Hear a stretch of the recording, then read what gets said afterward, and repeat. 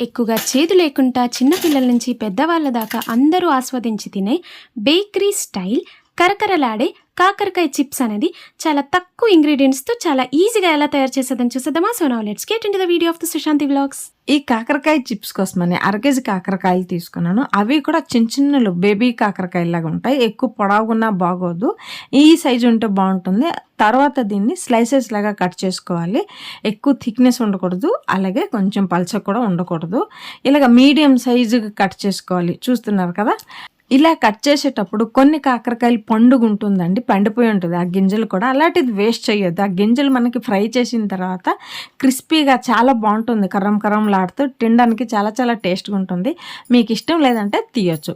ఇప్పుడు ఈ కాకరకాయ స్లైసెస్లన్నీ ఒక బౌల్లో వేసుకుని కొంచెం ఉప్పు వేసుకుని నీరు వేసి ఒక 5 నిమిషాలు బాగా కడిగిసినామంటే అందులో ఉన్న చేదు ఎంతో తక్కువైపోతుంది.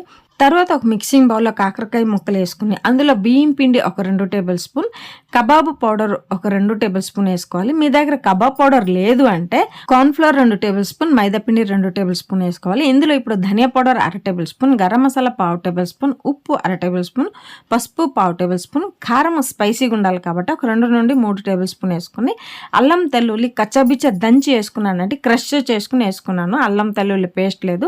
ఇందులో ఇప్పుడు వాము గింజలు కొంచెం చేయితోటి పామేసి వేసినామంటే ఆ ఫ్లేవర్ ఇంకా రెట్టింపు అవుతుంది. జీలకర్ర ఒక 1/4 టేబుల్ స్పూన్, వాము ఒక 1/4 టేబుల్ స్పూన్ వేసేస్తే మన కడుపుకి జీర్ణం బాగా అవుతుంది, గ్యాస్ట్రిక్ లేకుండా కాపాడుతుంది, కడుపు ఆరోగ్యం పెట్టుకుంటుంది అనమాట. ఓకేనా. తర్వాత ఫ్లేవర్ కూడా బాగుంటుంది జీలకర్ర వాము గింజలు వేసేస్తే. అన్ని మసాలాలన్నీ మనం వేసాం కదా, ఈ కాకరకాయ ముక్కల్ని అన్ని పట్టేలా ఒకసారి బాగా కలిపి కొంచెం డ్రైగా ఉన్నది అంటే కొంచెం ఒక 2 నుండి 3 టేబుల్ స్పూన్ నీరు వేసుకొని బాగా కలపాలి. అలాగని ప్రెస్ చేసి కలపొద్దండి, కొంచెం లైట్గా కలపాలి. ఎందుకంటే ఆ కాకరకాయ ముక్కల్ని బ్రేక్ కాకుండా కాపాడాలి. ఇలా కలిపిన తర్వాత ఒక 15 నిమిషాలు రెస్ట్కి వదలాలి. 15 నిమిషాల తర్వాత చూస్తే ఉప్పు కారం అంతా బాగా పట్టి ముక్కలు టేస్ట్గా ఉంటుందండి. ఇప్పుడు దీనికోసమని స్టవ్ ఆన్ చేసి ప్యాన్ పెట్టి ఒక 1/2 లీటర్ ఆయిల్ని వేడి చేయడానికి పెట్టాను. మీరు ఈ కాకరకాయ ఫ్రై చేసేటప్పుడు మీడియం ఫ్లేమ్లో చేసుకోండి. హై ఫ్లేమ్లో అంటే మాడిపోతుంది, కలర్ చేంజ్ అయిపోతుంది, టేస్ట్ బాగోదు. చిన్నపిల్లలు ఇంట్లో చేసినవి కారం కారం అంటారు, బయటివి ఎక్కువ ఇష్టపడతారు. చిప్స్ కానీ కురుకురే కానీ అలాంటివి ఇష్టపడతారు. అలాగే కాకరకాయ అంటే పిల్లలు ఎవ్వరు ఇష్టపడరండి.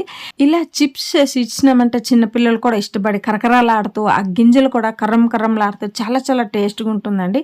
పిల్లలు ఇలాంటివి బాగా ఇష్టపడి తింటారు. కాకరకాయ ఇష్టం లేకుండా కూడా ఇష్టపడి తింటారు.